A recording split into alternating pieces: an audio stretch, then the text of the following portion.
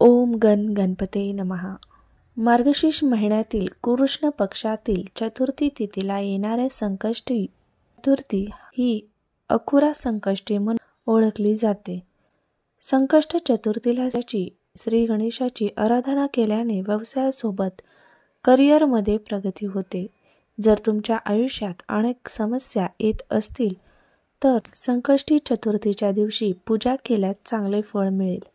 हिंदू पंचांगानुसार मार्गशीर्ष महिन्यातील कृष्ण पक्षातील संकष्टी चतुर्थी तिथी बुधवारी 18 डिसेंबर रोजी सकाळी 10:06 सुरू होईल आणि गुरुवार 19 डिसेंबर रोजी सकाळी 10:02 संपेल।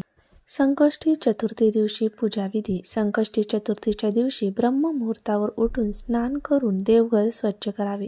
त्यानंतर सूर्यदेवाला अर्घ्य अर्पण करा। श्री गणेश मूर्ती किंवा चित्र स्थापन करा। मूर्तीला गंगाजल आणि पंचामृताने अभिषेक करा। कुंकू, हळद आणि चंदन लावून सजवा। हार आणि फुले घाला। तुपाचा दिवा लावा, धूप लावा। त्यानंतर तुम्हाला मी एक सेवा सांगणार आहे। ती सेवा तुम्हाला तुमच्या मुलांसाठी करायची आहे। ती सेवा कोणती करायची ते पाहण्यासाठी व्हिडिओ कोठेही स्किप करू नये। तुमच्या आजूबाजूला जर गणपती मंदिर असेल तर तिथे जाऊन हा उपाय करायचा आहे। तुम्हाला सर्वप्रथम शुद्ध गाईच्या तुपाचा दिवा घ्यायचा आहे। उदबत्ती घ्यायची आहे। एक नारळ व लाल वस्त्र घ्यायचं आहे। गणपतीला लाल रंग अतिशय प्रिय आहे, त्यामुळे तुम्हाला लाल रंगाचं फूल घ्यायचं आहे। तसेच 11 दुर्वा घ्यायच्या आहेत व थोडी खडीसाखर घ्यायची आहे व हे सर्व घेऊन तुम्हाला गणपती मंदिराजवळ जायचं आहे। गणपती मंदिरात गेल्यानंतर तुम्हाला तिथे गेल्यावर सर्वप्रथम गणपतीला शुद्ध गाईच्या तुपाचा दिवा प्रज्वलित करायचा आहे। धूप लावून घ्यायची आहे व जो नारळ घेतला आहे तो नारळ त्या लाल वस्त्रामध्ये गुंडाळायचा आहे। नारळ गुंडाळून घेतल्यानंतर ते आपल्या हातामध्ये घ्यायचं आहे। त्यावर दुर्वा, लाल फूल आणि खडीसाखर ठेवायची आहे।